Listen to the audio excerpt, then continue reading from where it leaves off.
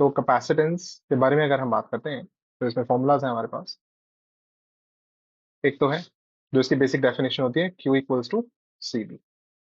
ठीक है। तो जैसे अगर हमारे पास कोई भी यहाँ पे एक कैपेसिटर है तो इसके अक्रॉस वोल्टेज V कनेक्टेड है और इसके ऊपर चार्ज स्टोर होगा, दैट चार्ज इज Q, और ये कैपेसिटेंस C है। तो इसके लिए फॉर्मूला हमारे पास पहला फॉर्मूला आ जाता है Q equals to C B. ठीक है। फिर उसके बाद अगर मैं बात करता हूँ एनर्जी के बारे में, तो कैपेसिटर एनर्जी को स्टोर करता है in the form of electric field. तो वो जो एनर्जी स्टोर करता है उसका फॉर्मूला होता है हाफ सी वी स्क्वायर, या फिर मैं बोल सकता हूँ हाफ क्यू स्क्वायर बाई सी। एक और फॉर्मूला होता है पर दूसरे काम चल जाएगा आज अपना, जो टॉपिक हमें समझना है। तो ये हमारे पास दो फॉर्मूलाज हैं जो हमें ध्यान रखने हैं इस टॉपिक को समझने के लिए। तो ठीक है। तो टॉपिक बेसिकली क्या है कि हमारे पास एक कैपेसिटर है और इस कैपेसिटर के अंदर हम डाइलेक्ट्रिक इंसर्ट कर रहे हैं।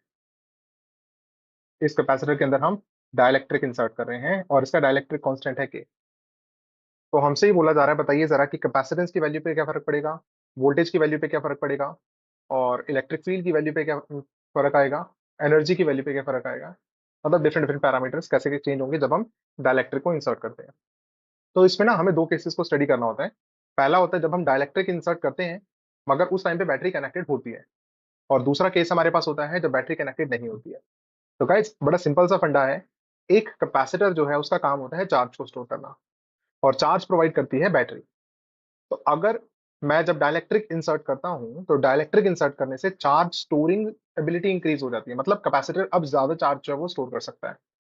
तो अगर वो कैपेसिटर बैटरी के साथ कनेक्टेड है, कैपेसिटर बोलेगा मैं ज्यादा चार्ज स्टोर कर सकता हूं, जैसे हमने डाइलेक्ट्रिक इंसर्ट किया तो बोलेगा मेरे को चार्ज दो, तो बैटरी चार्ज प्रोवाइड करेगी और बैटरी क्या करेगी उस कैपेसिटर पे और चार्ज स्टोर कर देगी।